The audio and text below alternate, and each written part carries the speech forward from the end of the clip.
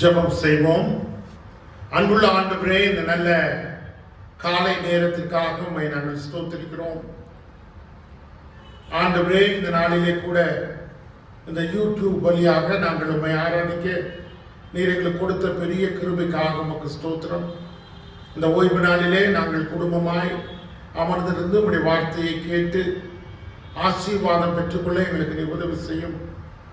இவ்வளவு நாட்கள் எங்களோடு இருந்தீர் ஆண்டவரே. உம்முடைய கிருபையும் பாதுகாப்பும் எங்களோடு இருந்ததற்காக உமக்கு நன்றி செலுத்துகிறோம்.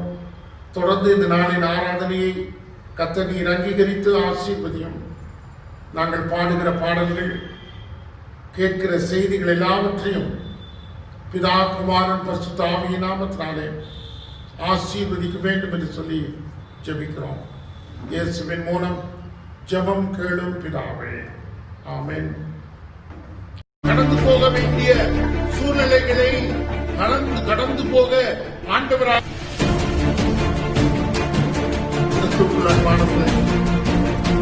நான் வேதத்தை நேசிக்கிறேன். வேத புத்தகத்தை வீட்டிலே வைத்திருந்தேன். ஆனால் வேத வசனத்தை வாசித்து எத்தனை நாட்களாயிற்று. நிறைய பேர் அநேக வேத வசனத்தை எடுத்து வார்த்தை நமக்கு தொடங்கப்படுகிறது. நாம் அதற்கு கீழ்ப்படிய வேண்டும். முதலாவது நாம் விசுவாசிக்க வேண்டும், இரண்டாவது கீழ்ப்படிய வேண்டும்.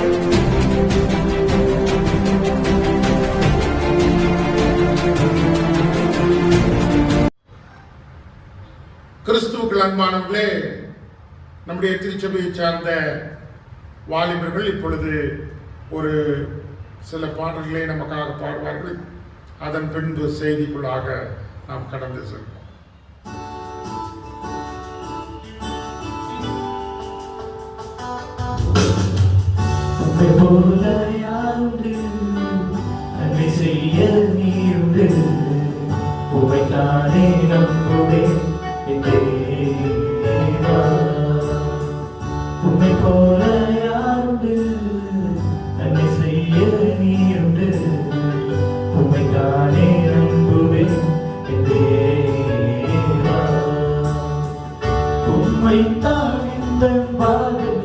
ஆதாரமாய் நினைத்து உள்ளே நீரில்லா எந்தன் வாழ்க்கை வீணாக்கனே போகுதையா.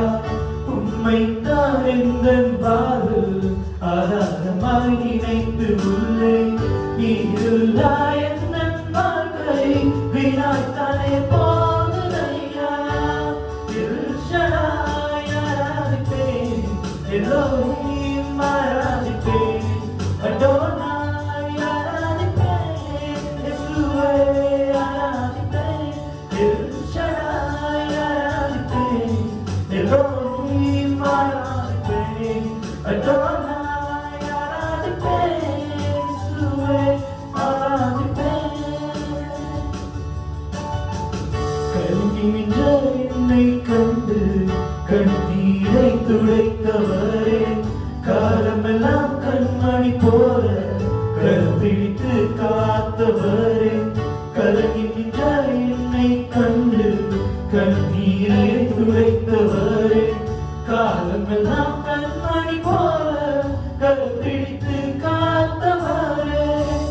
எல்ஷடாய் ஆராதிப்பேன், எல்லோரையும் ஆராதிப்பேன், அடோனாய் ஆராதிப்பேன், இயேசுவை ஆராதிப்பேன், எல்ஷடாய் ஆராதிப்பேன், எல்லோரையும் ஆராதிப்பேன், அடோனாய் ஆராதிப்பேன், இயேசுவை ஆராதிப்பேன்.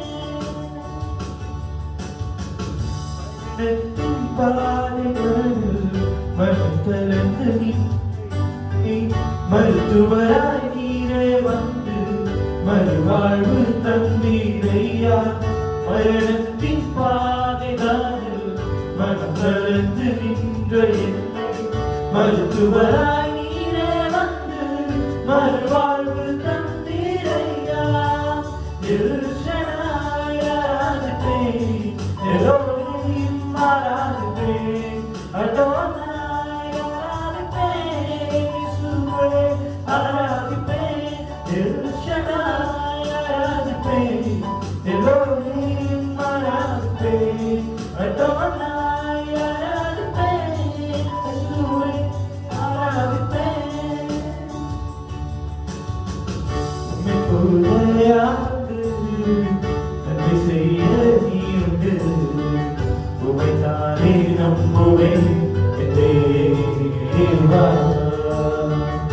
உம்மை போல யாருண்டு நன்மை செய்ய நீருண்டு உம்மைத்தானே நம்புவேன் என் தேவா உம்மைத்தான் வாழு அதான் நினைத்து உள்ளே நீரில்லா என்ற வாழ்க்கை வினாத்தானே போகுதையா உம்மைத்தான் என்ற வாழு அதான் நினைத்து உள்ளே நீரில்லா என்ற வாழ்க்கை வினாத்தானே போகுதையா திருஷாய் ஆராதிப்பேன் எல்லோரையும் ஆராதிப்பேன் அடோனாய் ஆராதிப்பேன் இயேசுவே ஆராதிப்பேன் திருஷாய் ஆராதிப்பேன் எல்லோரையும் ஆராதிப்பேன் அடோனாய் ஆராதிப்பேன் இயேசுவே ஆராதிப்பேன்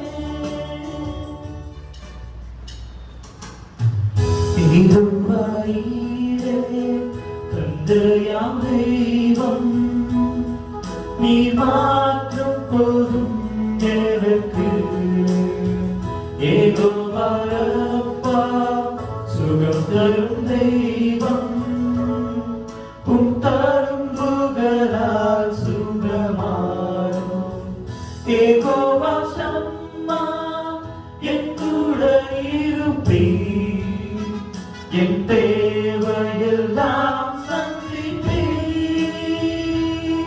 நீ மாற்றம் போதும் நீ மாற்றம் போதும் நீ மாற்றம் போதும் எனக்கு நீ மாற்றம் போதும் நீ மாற்றம் போதும் நீ மாற்றம் போதும் எனக்கு யெகோவா எலோஹிம் சிருஷ்டிப்பின் தேவனே உம் வார்த்தையால் உருவாக்கினீ யெகோவா பரிசுத்த உன்னத நீரே உம்மை போல் வேறு தேவனில்லை யெகோவா ஷாலோம் உம் சமாதானம் தந்தி எங்குள்ளத்திலே நீ மாற்றம் போதும் நீ மாற்றம் போதும் நீ மாற்றம் போதும் எனக்கு நீ மாற்றம் போதும் நீ மாற்றம் போதும் நீ மாற்றம் போதும் எனக்கு இயேசுவே நீரே என் ஆத்மநேசர் என்னில் எவ்வளவு அன்பு கூர்ந்தீர் என்னையே மீட்க உம்மையே தந்தீர் உம் அன்புக்கு இணையில்லையே என் வாழ்நாள் முழுதும் உமக்காக வாழ்வேன் நீரே என்றென்றும் பாடும் நீர் மாற்றம் போதும் நீர் மாற்றம் போதும் நீர் மாற்றம் போதும் எனக்கு நீர் மாற்றம் போதும் நீர் மாற்றம் போதும் நீர் மாற்றம் போதும் எனக்கு ஆண்டவராகிய இயேசு கிறிஸ்துவின் நாமத்தினாலே உங்களை வாழ்த்துகிறேன். இந்த நாளின் செய்தியினுடைய தலைப்பு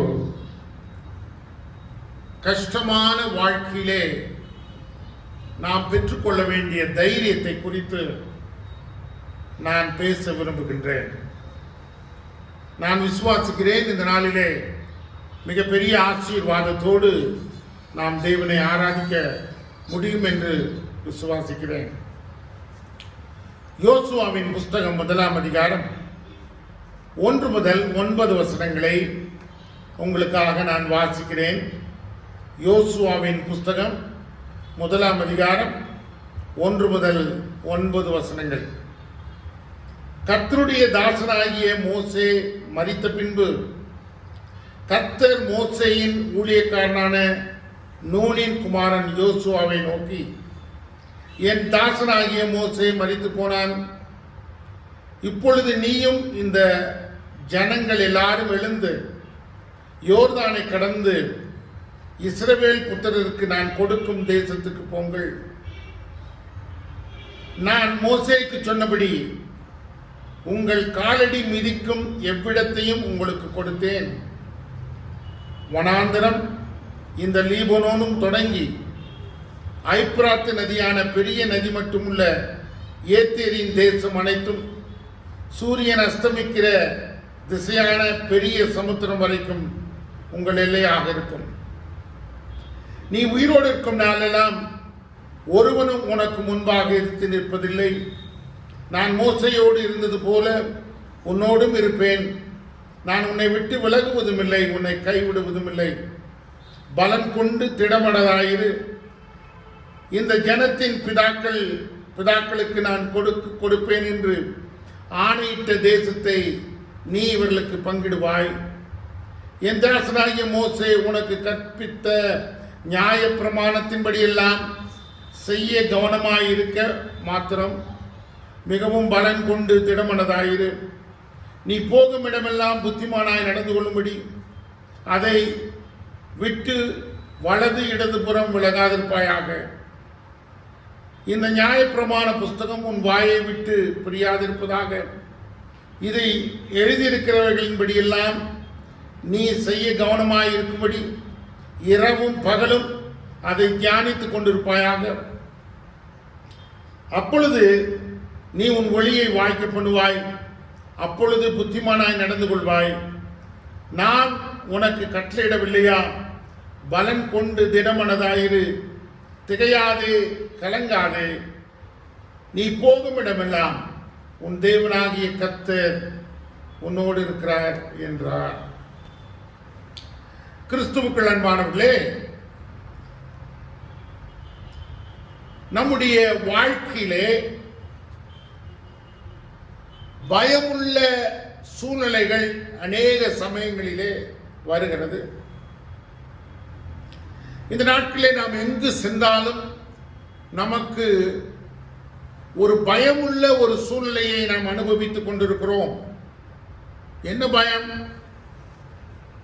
இந்த வைரஸ் தொற்று நம்மை பாதித்து விடுமோ என்ற ஒரு பயம் நமக்குள்ளாக, நம்முடைய மனதுக்குள்ளாக இருந்து கொண்டே இருக்கிறது. பலவீனமான சரீரமுடையவர்கள் மிகவும் பயப்பட வேண்டிய சூழ்நிலைக்குள்ளாக தள்ளப்பட்டிருக்கிறோம். காரணம், மீடியாஸ் எல்லாம் பார்க்கும்போது குறிப்பிட்ட வயது உள்ளவர்கள் வெளியே போக வேண்டாம், குறிப்பிட்ட வியாதி இருக்கிறவர்கள் வெளியே போக வேண்டாம் என்று அநேக முறை எச்சரித்துக் கொண்டிருக்கிறார். ஒன்று சரீர பிரகாரமான பலவீனம், இரண்டாவது பினான்சியல் ப்ராப்ளம்ஸ். பினான்சியல் ப்ராப்ளம் என்று சொல்லுகிற போது நம்முடைய தேவைகள், பண தேவைகள் நம்மை நெருக்கி கொண்டிருக்கிறது. அநேக சமயங்களிலே நாம் சுதந்திரமாக செலவு செய்ய முடியாதபடிக்கு நெருக்கமான காலகட்டத்திலே வாழுகிறதுனாலே, போதுமான வருமானம் இல்லாதனாலே நெருக்கப்பட்டு கொண்டிருக்கிறோம். இன்னொரு காரியம், நாம் கடந்து போகிற ஒரு சூழ்நிலை என்னவென்றால், the loss of loved ones. நாம் நேசித்த மக்கள் இந்த பூலோகத்தை விட்டு கடந்து போன ஒரு சூழ்நிலையை அநேக சமயங்களிலே நாம் அனுபவித்திருக்கிறோம். டெய்லி, தினமும் ஒரு செய்தி வருகிறது, அவர்கள் மரித்து விட்டார்கள், அவர்கள் ஆண்டவருடைய பக்கம் சேர்ந்து விட்டார்கள், இந்த பூலோக வாழ்க்கை அவருக்கு முடிந்து விட்டது என்ற செய்திகள் வந்து கொண்டே இருக்கிறது. அது மாத்திரமல்ல, இன்றைக்கு இந்த தொற்றினாலே மரிக்கிற அநேக மக்கள் அவருடைய வாழ்க்கையை பார்க்கிற போது மிகுந்த வேதனையாக இருக்கிறது. ஆகவே இப்படிப்பட்ட சூழ்நிலையை நாம் கடந்து போய் கொண்டிருக்கிறோம். இன்னொரு, இந்த சூழ்நிலையில் நாம் கடந்து போகிற காரியம் என்னவென்றால் uncertainty about the future. நம்முடைய வாழ்க்கையிலே நாம் எதிர்பார்த்து கொண்டிருக்கிற எதிர்கால வாழ்க்கையிலே நாம் உண்மையாகவே இதை கடந்து போவோமா, இது நடந்து விடுமோ என்ற நம்பிக்கையை இழந்து போன சூழ்நிலையிலே இருக்கிறோம். நம்முடைய எதிர்காலம் சரியா அமைந்து விடுமோ இல்லாமல் போய்விடுமோ என்ற பயம் நமக்குள்ளாக இருக்கிறது. இன்னும் நாம் யோசித்து பார்ப்போமானால் நாம் அடைந்த தோல்விகள் நம்முடைய வாழ்க்கையில அவைகளை யோசித்து பார்க்கும்போது we feel ourselves very weak. அதை யோசிக்கும் போது நான் பலவீனம் உள்ளவனாக மாறுகிறேன். குறிப்பிட்ட காரியத்தை நான் எடுத்து செய்யலாம் என்று நினைத்திருக்கிற அந்த காரியங்களிலே செய்ய முடியாத சூழ்நிலையிலே தோல்வி அடைகிற போது நான் வெற்றியாய் காரியத்தை செய்ய முடியவில்லை என்ற சூழ்நிலையிலே வந்து நிற்கிறேன். நீங்களும் நானும் எந்த சூழ்நிலையிலே இப்பொழுது கடந்து போய் கொண்டிருந்தாலும் சரி, அதை நான் எப்படி சந்திப்பேன், நான் இப்படிப்பட்ட சூழ்நிலைகளிலே எப்படி சந்தித்து வாழ வேண்டும் என்பதை ஆண்டவருடைய வசனத்தின் மூலமாய் இன்று கற்றுக்கொள்வோம். ஆண்டவர் நம்மிடத்திலே இருந்து எதிர்பார்க்கிற ஒரு காரியம் என்னவென்றால், நீங்களும் நானும் வெற்றி உள்ள வாழ்க்கையை வாழ வேண்டும். அதுதான் தேவனுடைய விருப்பமாய் இருக்கிறது. அது மாத்திரமல்ல, நீங்களும் நானும் தைரியசாலிகளாய் வாழ்ந்து கொள்ள வேண்டும். யோசுவாவின் புஸ்தகத்திலே நாம் வாசித்தபடி 1 அதிகாரம் 1-9 வசனங்களை வாசித்தேன். அவைகளிலே தைரியமாய் காரியங்களை செய்ய ஆண்டவராகிய தேவன் யோசுவாவை திடப்படுத்துகிறதை நாம் பார்க்கிறோம். அவன் மிகுந்த பயத்தோடு இருந்தான். மோசே மரித்து போய்விட்டான். இனிமேல் இப்படிப்பட்ட சூழ்நிலைகளை நாங்கள் எப்படி கடந்து போவோம், எங்களுடைய நிலைமை என்னவாக மாறும் என்று யோசித்துக் கொண்டிருந்த போது ஆண்டவர் யோசுவாவை பார்த்து பலப்படுத்துகிற காரியத்தை நாம் வாசிக்கிறோம்.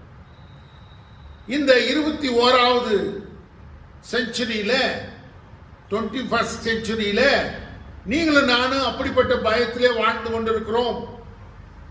நாம் கடந்து போக வேண்டிய சூழ்நிலைகளை கடந்து போக ஆண்டவராகிய தேவன் உதவி செய்ய வேண்டும் என்ற எதிர்பார்ப்பிலே நாம் இருப்போமானால் நாம் என்ன செய்ய வேண்டும் என்று சொல்லி பார்ப்போமானால், நமக்குள்ளாக இருக்கிற பயத்தின் ஆவியை எடுத்து போட வேண்டும். There is a fear, an internal alarm. நல்லா கவனிச்சு பார்த்தோம்னா, fear is an internal alarm. நீங்களும் நானும் தைரியமாய் வாழ முடியாதபடி, கடந்து போக முடியாதபடிக்கு கஷ்டப்படுகிற சூழ்நிலை என்னவென்றால், பயம் என்ற உள்ளுக்குள்ளான ஒரு காரியம் நம்மை அது தாக்கிக் கொண்டே இருக்கிறது. அது நம் வாழ்க்கையிலே பலவீனத்தை உருவாக்கி கொண்டே இருக்கிறது. ஒருவேளை இந்த காலகட்டங்களிலே, சுகவீனமான காலகட்டங்களிலே, மனுக்குலம் கடந்து போகிற இந்த பயங்கரமான சூழ்நிலையிலே என்ன காரியத்தை நாம் பார்ப்போமானால், அநேகர் வாரிக்கொண்டு போகிறார்கள். கொள்ளை நோயினாலே வாரிக்கொண்டு கூட்டம் கூட்டமாய் மக்கள் மரித்துக் கொண்டிருக்கிறார்கள். நமக்குள்ளாக ஒரு உணர்வு என்ன? We are really threatened by the situations. நாம் என்ன காலகட்டத்திலே கடந்து போகிறோமானால், அபாயம் என்ற சூழ்நிலையிலே நாம் கடந்து போய் கொண்டிருக்கிறோம்.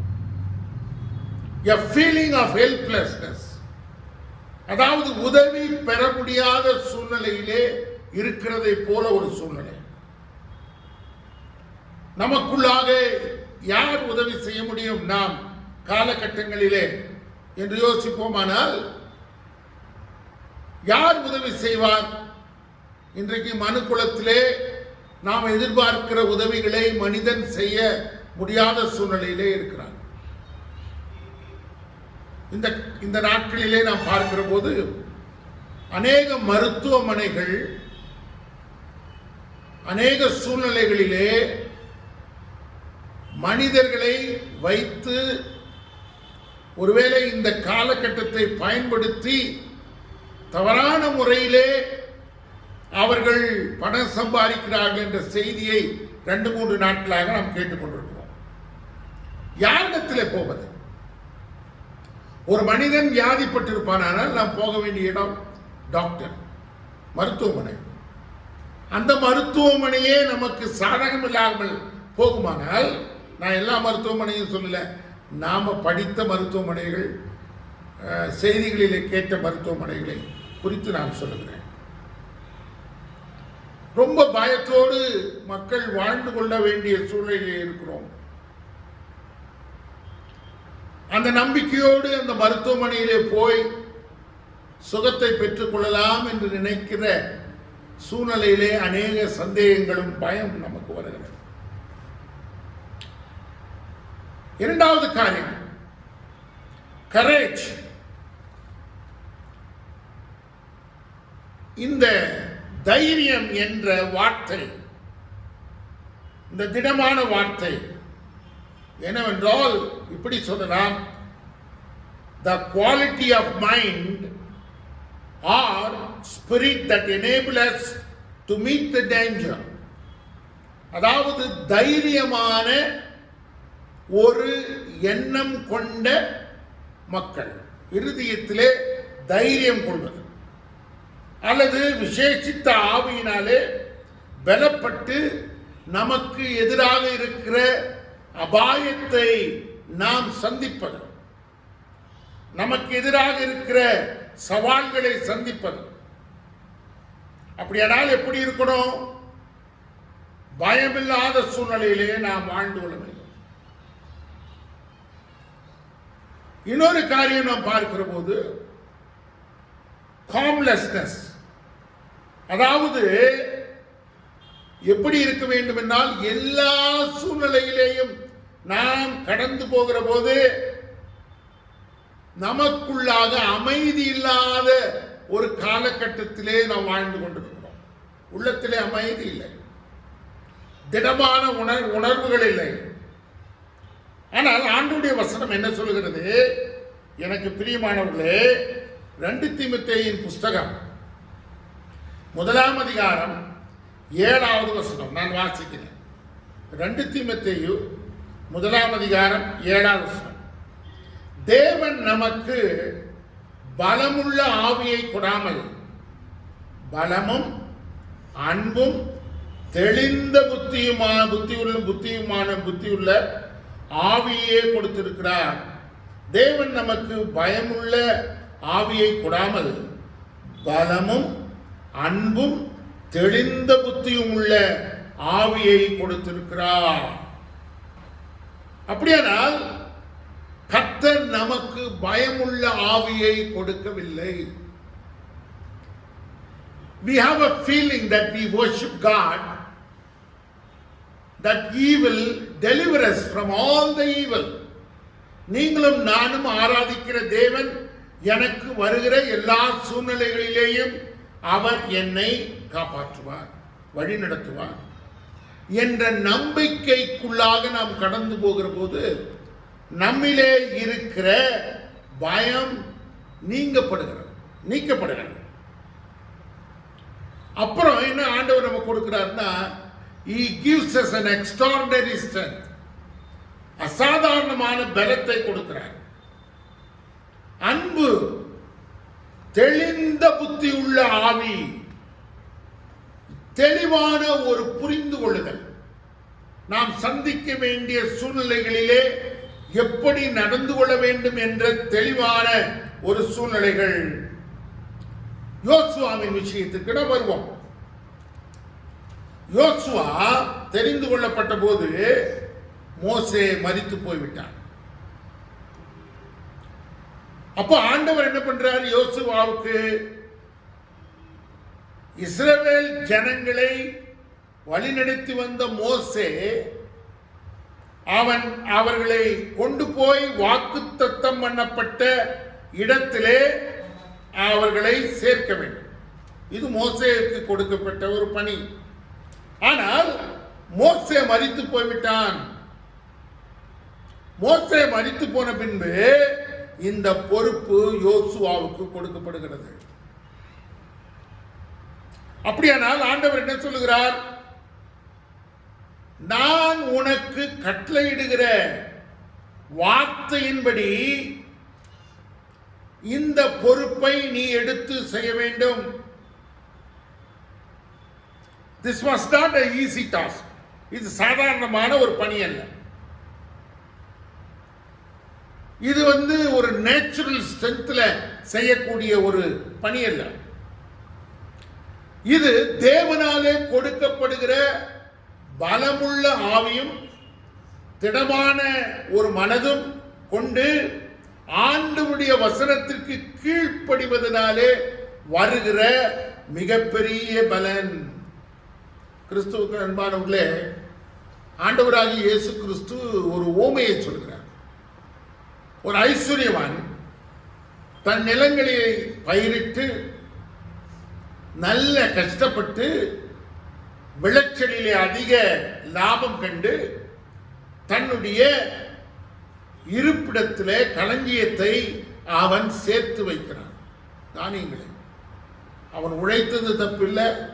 அவன் பாடுபட்டு சம்பாதித்த பொருட்களின் மேலே, தானியத்தின் மேலே தப்பில்லை. அவன் மிக சிறப்பாக செய்தான். களஞ்சியங்கள் பத்தவில்லை என்ற சூழ்நிலையிலே இடித்து இன்னும் பெரிதாக கட்டுகிறான். அதுல தப்பில்லை. ஆனா அவன் செய்த ஒரு காரியம் என்னவென்றால், தன்னை அவன் மிகைப்படுத்தி, என் நெஞ்சமே உனக்கு கிடைத்த இந்த மாபெரும் ஆசீர்வாதத்திலே பூரித்து களிகூர்ந்து நீ மகிழ்ச்சியாயிரு. எத்தனையோ ஆண்டுகளுக்கு தேவையான எல்லாவற்றையும் நான் சம்பாதித்து விட்டேன். எதை பற்றியும் நீ கவலைப்பட வேண்டாம் என்ற எண்ணத்தை அவனுக்குள்ளாக அவன் கொண்டு வருகிற போது, அவன் தன்னிலே அவன் நம்பிக்கை வைத்து, தன்னுடைய சம்பாத்தியத்திலே நம்பிக்கை வைத்து, தன்னுடைய உழைப்பிலே நம்பிக்கை வைத்து, தன்னுடைய ஆஸ்தியிலே நம்பிக்கை வைத்து அவன் பூரிப்பான ஒரு சூழ்நிலையை கண்டு ஆண்டவர் சொல்றார், மதிகேடனே, இன்று நீ மரித்து போவாயானால் இவைகள் எல்லாம் யாருக்கு சொந்தமாகும் என்று ஆண்டவர் கேட்கிறார். அப்படியானால் ஆண்டவர் யோசுவாவுக்கு கொடுத்த ஒரு மிகப்பெரிய ஆசீர்வாதம் என்னவென்றால், அவன் தேவனை நம்பி சார்ந்து அவருடைய கற்பனைகளின் நடந்து அதற்கு கீழ்ப்படிவனாக அவன் அழைக்கப்பட்டிருந்தான். ஆண்டவர் கொடுக்க போகிற வெற்றியும் அவனிடம் ஆண்டவர் சொல்லிவிட்டார். ஆண்டவர் எதெல்லாம் உனக்கு செய்வேன் என்ற வாக்கு தத்தங்களை படிப்படியாக ஆண்டவர் சொல்லுகிறார். நான் சொல்லுவதை, நான் உனக்கு கட்டளையிடுவதை நீ செய்ய மனதாய் இருக்க வேண்டும். ஐயா, நிறைய சமயங்கள்ல நமக்கு வருகிற காலகட்டங்களிலே, பிரச்சனையான சூழ்நிலைகளிலே நாம் என்ன பண்ணுகிறோம்ன்றா, நமக்கு தேவையான வேத பகுதிகளை எடுத்து வாசிக்கிறோம். இது நம்ம வாழ்க்கையில் உண்டா இல்லையா? இந்த வசனத்தை வாசிச்சா ஆறுதலா இருக்கும், அந்த வசனத்தை வாசிச்சா ஆறுதலா இருக்கும், அந்த பகுதியை வாசித்தால் ஆறுதலா இருக்கும், இந்த பகுதியை வாசித்தால் ஆறுதலா இருக்கும் என்று சொல்லி வாசிக்கிறோம். நீங்க தேவனுடைய வார்த்தையை தெரிந்து கொள்ளக்கூடாது. There is no room for picking and choosing the scripture for your benefit. உன்னுடைய வாழ்வுக்கு இது நன்றாயிருக்கும் என்று சொல்லி நீ தெரிந்து கொண்ட வார்த்தைகளை வாசித்து நீ அந்த வார்த்தையை நீ உன் வாழ்க்கையில வைத்துக் கொண்டு ஒன்றுமே செய்யாத மனிதனாக மாறிவிடுகிறாய். ஆனால் தேவனுடைய வசனம் என்ன எதிர்பார்க்கிறது? கர்த்தருடைய வார்த்தை நமக்கு கொடுக்கப்படும் போது நாம் அதற்கு கீழ்ப்படிய வேண்டும். முதலாவது நாம் விசுவாசிக்க வேண்டும், இரண்டாவது கீழ்ப்படிய வேண்டும். இந்த ரெண்டு காரியத்தை நாம் செய்ய மறந்து போகவே கூடாது. நம் வாழ்க்கையில நிறைய பேருடைய வாழ்க்கையிலே நிறைய சூழ்நிலைகளிலே நாம் வாழ்ந்து கொண்டிருக்கிற போது வசனங்களை வாசிக்கிறோம், அதை நம்முடைய மனதிலே வாசித்து சந்தோஷப்படுகிறோம், ஆனால் அதை விசுவாசிப்பதில்லை. அது எப்படி இருக்கிறது? ஏதோ நம் வாழ்க்கையிலே வந்த ஒரு சந்தோஷத்தை போல நினைத்து அதை கடந்து போகிறோம்.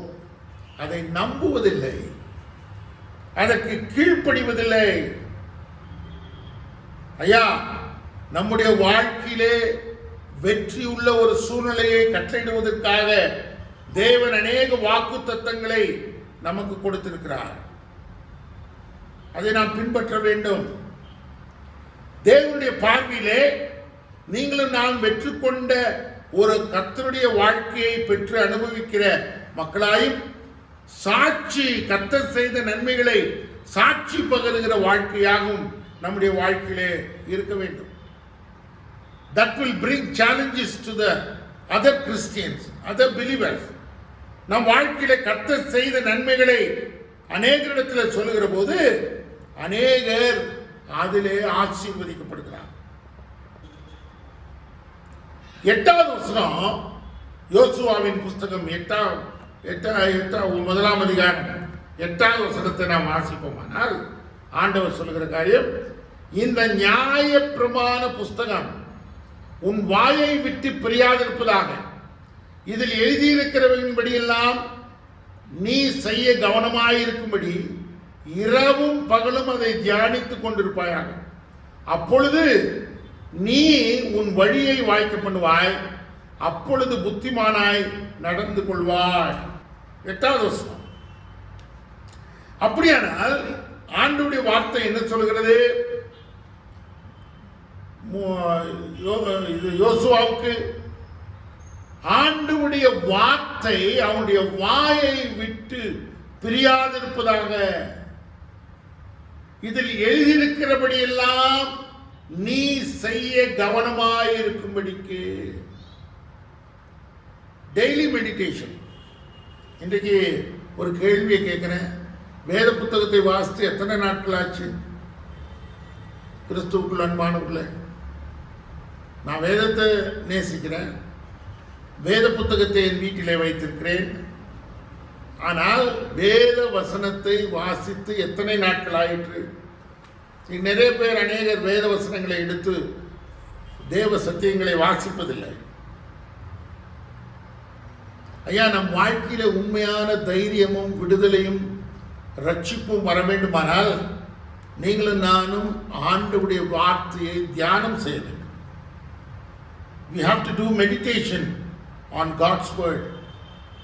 அது நமக்கு தைரியமுள்ள வாழ்க்கைக்கு ஒரு உகந்த சாவியை போல மாறிவிடும்.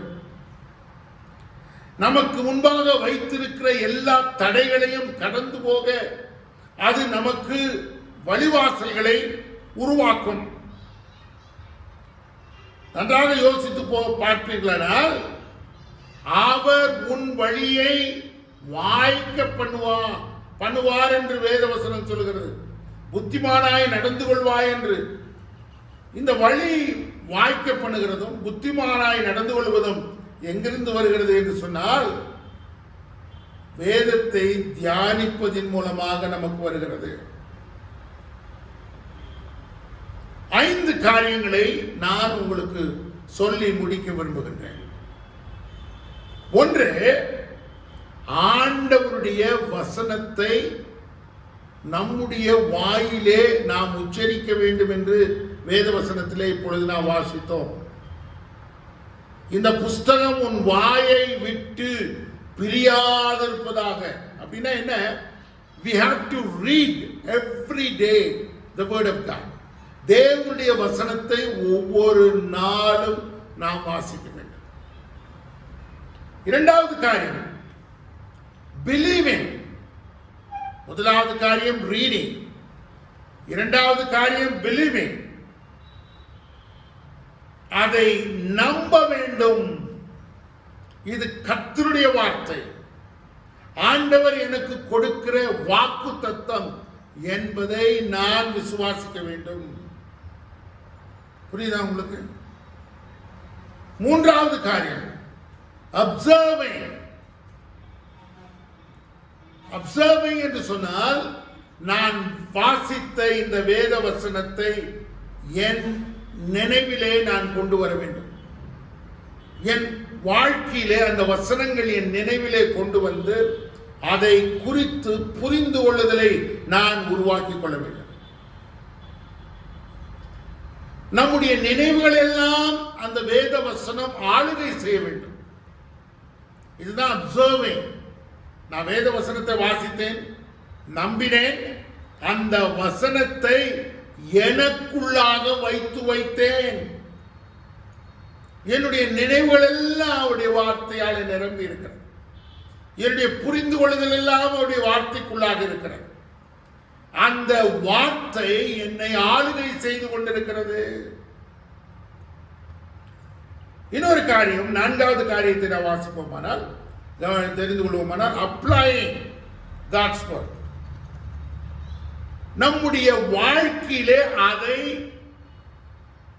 நாம் எண்ணத்திலே கொண்டு வருவது மாத்திரமல்ல, அதன்படி செய்ய நம்மை ஒப்புக் கொடுப்பது. அப்ளைங் காட்ஸ் வேர்ட். நான் வாழ வேண்டிய வழிமுறைகளை அது எனக்கு கற்றுக் கொடுக்கிறது. அதன்படி நான் செய்கிற போது என்னுடைய வாழ்க்கை சுபிட்சமாக மாறுகிறது.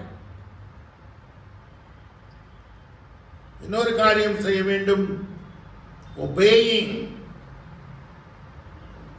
எனக்கு கர்த்தர் இந்த வார்த்தையை கொடுத்திருக்கிறார். நான் இந்த வார்த்தையை படித்தேன்.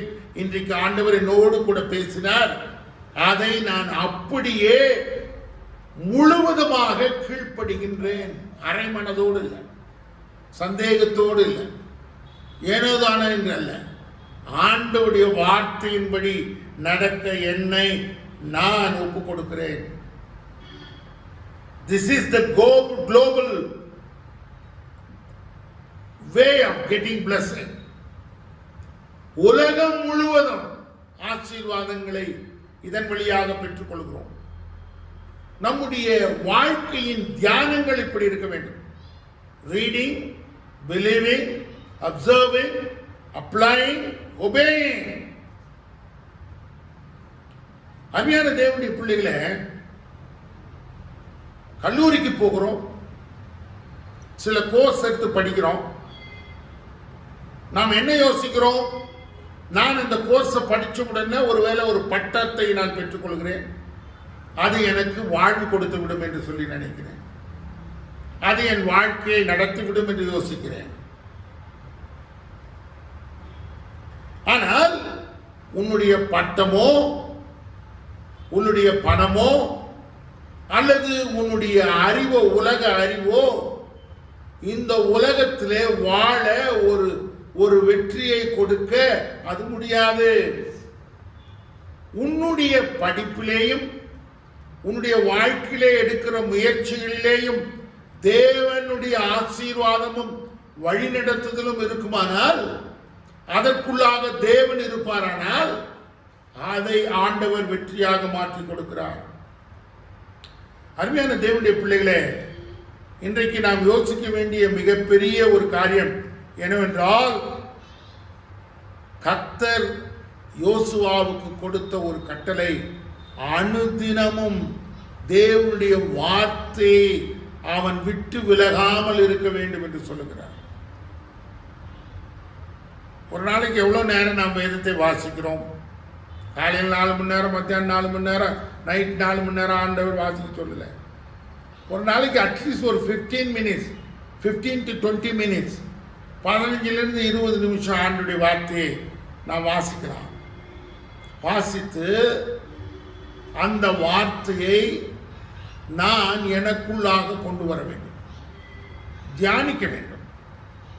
அதை எனக்குள்ளாக கொண்டு வந்து அதை விசுவாசித்து அதை கீழ்ப்படிந்து என் வாழ்க்கையிலே நான் செய்ய முற்படுகிற போது என்னுடைய வாழ்க்கை கர்த்தருடைய ஆசீர்வாதத்தினாலே நிறைந்திருக்கிறது. 8வது வசனம் பாருங்க.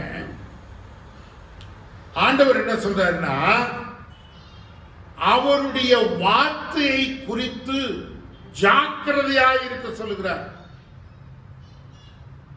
இதில் எழுதியிருக்கிறபடியெல்லாம் கவனமாய் நீ இருக்க வேண்டும், இரவும் பகலும் தியானிக்க வேண்டும். அதை தியானித்துக் கொண்டிருக்கின்ற போது உனக்குள்ளாக கர்த்தருடைய பலனும் ஆசீர்வாதமும் இருக்கும். யோசுவா எரிகோ பட்டணத்திலே அவன் செய்ய வேண்டிய பணி இருந்தது. அந்த எரிகோ பட்டணத்தை அவன் கேப்சர் பண்ணணும், பிடிக்கணும். ஆண்டவர் அவன் வழியாக அவனுடைய யுத்திகளின்படி அதை பிடிக்கிறதற்கு கர்த்தர் வழி சொல்லவில்லை. ஆண்டவர் யோசித்த வழி ஒரு வித்தியாசமான வழியாக இருந்தது. என்ன சொன்னாரு? நீங்க ஒன்னும் போய் அங்க இருக்கிற அந்த எரிகோ பட்டணத்தின் மதில்களை இடிக்க வேண்டாம்.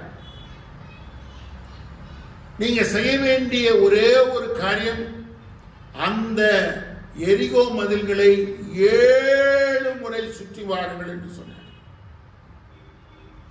7வது நாளிலே என்ன நடக்கிறது என்று சொல்லி நாம் பார்ப்போமானால், யோசுவாவின் புஸ்தகம் 6ஆம் அதிகாரத்திலே நாம் வாசிப்போமானால் என்ன சொல்லுகிறது என்று சொல்லி பார்ப்போமானால், அந்த மதில்கள் கீழே விழுந்தது.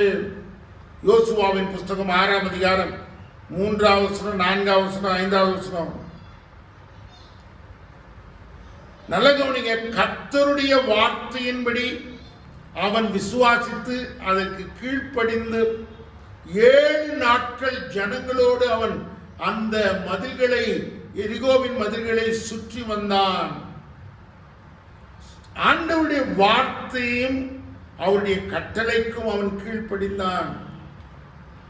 அது நிமித்தமாக ஆண்டவர் அந்த எரிகோ பட்டணத்தை அவனுக்கு கொடுத்தார். இன்றைக்கு நம் வாழ்க்கையில நாம் வெற்றி பெறுவதற்காக அநேக ஆலோசனைகளை அநேகரிடத்தில் போய் கேட்கிறோம். அநேகர் கொடுக்கிற ஆலோசனை வித்தியாசமாக இருக்கிறது. உலக ஞானத்தினாலே அதை வெற்றி கொள்ள முடிய வேண்டும் என்று யோசிக்கிறோம். ஒருவேளை ஒரு எரிகோ பட்டணத்தை கேப்சர் பண்ணணும்னா அதுக்கு எத்தனை காரியங்கள் செய்யணும், என்னென்னலாம் முறைப்படி நான் சண்டையிடணும், எப்படி உள்ளே போகணும், அதெல்லாம் எத்தனையோ பணிகள் இருக்குது. ஆனால் ஆண்டவர் சொன்னார், சுலபமாய் நீ என்ன கஷ்டமும் படாமல் என் வார்த்தைக்கு கீழ்ப்படிந்து 7 முறை அதை சுற்றி வருகிற போது அந்த மதில்கள் உடைந்து கீழே போய்விடும். நீங்கள் போய் அந்த நகரத்தை சுதந்திரித்துக் கொள்வீர்கள். இன்றைக்கு நாம் ஒரு காரியத்தை பெற்றுக்கொள்வதற்காக படுகிற போராட்டங்கள், முயற்சிகள் எல்லாம் என்னுடையதாக இருக்குமானால் அதிலே தோல்விதான், கடினமான சூழ்நிலைகள் தான். ஆனால் கர்த்தருடைய வார்த்தையும் அவருடைய வார்த்தையின்படி செய்கிறதுனாலே வருகிற ஆசீர்வாதத்தையும் நாம் யோசிப்போமானால் கர்த்தர் மிக அற்புதமாய் அவருடைய வழியிலே அந்த வெற்றியை நமக்கு தேடி கொடுக்கிறார். பிரியமானவர், அப்படியானால் இன்றைக்கு நாம் செய்ய வேண்டிய ஒரு காரியம், என் வாழ்க்கையிலே இருக்கிற பயத்தின் ஆவியை ஆண்டவருடைய ஒத்தாசையை கொண்டு நான் எடுத்தறிய வேண்டும். எனக்குள்ளாக இருக்கிற பயத்தின் ஆவி என்னிலே இருந்து எடுபட்டு ஒரு தைரியமான ஆண்டவருடைய வசனங்களை நம்பி விசுவாசித்து அதன்படி செய்கிறதான வழிகளை நான் தெரிந்து கொள்ள வேண்டும். அது மாத்திரமல்ல, ஒவ்வொரு நாளும் கர்த்தருடைய வார்த்தையை வாசித்து தியானித்து அதன்படி நடந்து அதனுடைய ஒத்தாசையோடு நாம் வாழுகிற போது நம்முடைய வாழ்க்கையை வெற்றியாக மாற்றி கொடுக்கிறார்.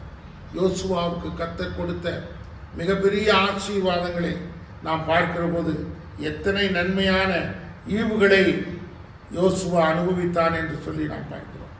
ஆகவே என்னை கேட்டுக்கொண்டிருக்கிற அருமையான தேவனுடைய மக்களே, ஆண்டவர் மோசேக்கு கொடுத்த அதே பொறுப்பை யோசுவாவுக்கு ஆண்டவர் கொடுத்தார்.